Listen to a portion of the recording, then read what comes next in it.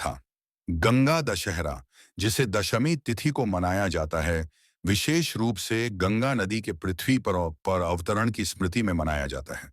यह पर्व ज्येष्ठ मास की शुक्ल पक्ष की दशमी तिथि को आता है और धार्मिक दृष्टि से अत्यंत पावन माना जाता है। इस दिन गंगा स्नान, दान पुण्य और गंगा माता की पूजा विशेष महत्व रखती है।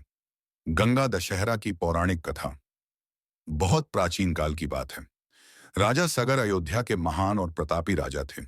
उन्होंने एक बार अश्वमेध यज्ञ का आयोजन किया। यज्ञ में छोड़ा गया घोड़ा तब इंद्र के द्वारा कपटपूर्वक चुरा लिया गया और उसे ऋषि कपिल मुनि के आश्रम के पास छोड़ दिया गया। राजा सगर के 60,000 पुत्र थे। जब घोड़ा गायब हुआ तो उन्होंने पिता के आदेश पर उसे ढूंढना शुरू किया। अनेक स्थानों पर खोजते हुए वे अंततः कपिल मुनि के आश्रम तक पहुंचे। उन्होंने देखा कि यज्ञ का घोड़ा वहां है और कपिल मुनि तप में लीन हैं।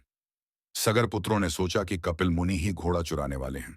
उन्होंने मुनि पर आरोप लगाने शुरू कर दिए। तब भंग होने से क्रोधित होकर कपिल मुनि ने नेत्र खोले और उनके तेज से सगर पुत्र वहीं भस्म हो गए।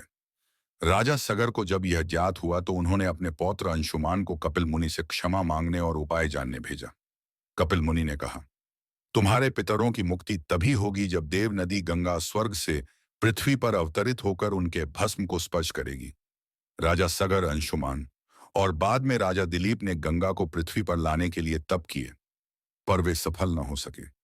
अंततः राजा भगीरथ, जो सगर के वंशज थे, उन्होंने कठोर तप किया।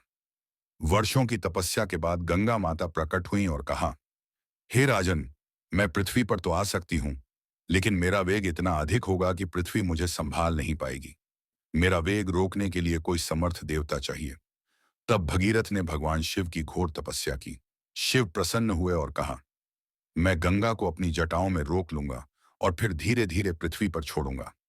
तत्पश्चात गंगा देवी स्वर्ग से उतरती हैं और भगवान शिव अपनी जटाओं में उन्हें समेट लेते हैं।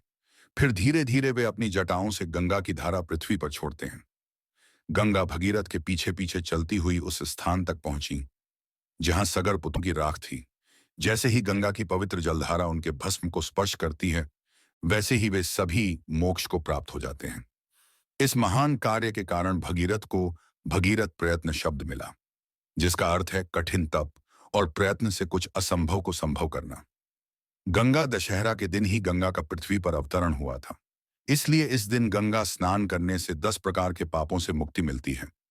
3 कायिक, शारीरिक, 4 वाचिक और वाणी के और 3 मानसिक, शिश्वान मन के पाप। इस दिन गंगा में डुबकी लगाकर एयूएम नमः शिवाय, गंगे नमः का जप करने से समस्त पाप नष्ट हो जाते हैं और व्यक्ति को आत्मिक शांति व मोक्ष की प्राप्ति होती है। 1. प्रातः स्नान कर व्रत का संकल्प लें। 2. गंगा जल या पास की किसी नदी में स्नान करें। 3. गंगा माता की मूर्ति या चित्र का पूजन करें। 4.